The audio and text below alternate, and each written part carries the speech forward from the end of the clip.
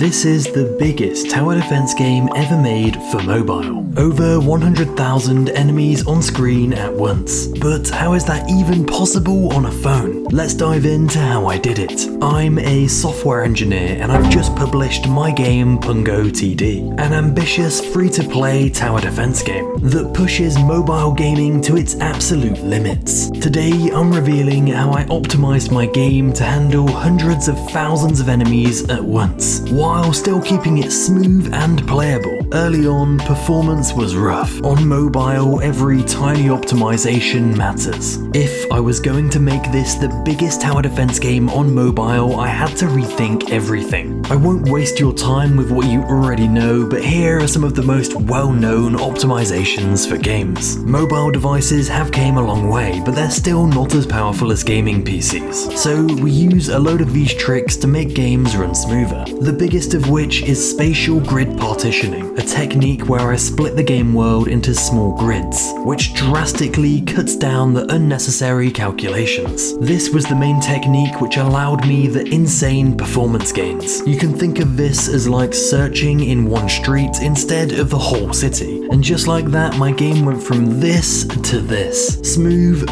fluid, and crazy satisfying. But performance alone isn't enough. Enter our character, a penguin armed with a turret, defending itself against endless waves of cube-shaped invaders. The cubes eventually got legs, making things a bit more lively. The core gameplay is addictive. You're at the center of the screen, upgrading your tower with powerful cards you unlock as you play. And every decision you make matters, especially in endless mode where survival is your only goal. It's kind of a mashup of games that I enjoyed as a kid. Think Bloons Tower Defense cross Vampire Survivors. You'll also see influence from the old Call of Duty's prestige system and even the power-ups from zombies. But the biggest inspiration comes from Destiny. Maybe this is a bit of my YouTuber history creeping in there. So you have one tower which will level up when it defeats enemies. When you level up, you choose from 3 cards from your deck. My favourite part of the game is the loadout system. Players can equip up to 4 weapons and a barrel. This means you have so much customization over your tower. For example, if you want a railgun, mortar, flamethrower, and a harpoon, you can do that. This is the core of the game, which just makes it so chaotic and fun. I also wanted to give the game a strong progression system. So I added a prestige system, upgrades for every tower, rewards for completing every zone, and some in-game customization with some hats and paints. So now I had a basic gameplay loop, it was time to make it fun. So here are all the features that I added. I won't go over all of them, but here are some of the most impactful systems I would definitely add to my next game. A feedback page hooked up to Discord was a game changer. This was amazing as I got instant feedback as soon as the game launched. Otherwise, the prestige system and leaderboard go hand in hand as some of the best features in the game. This added a lot of replayability while also creating some competition for the community. So when a player prestiges, they get a prestige currency which they can use to buy rare cosmetics and flex on other players. Some honourable mentions would be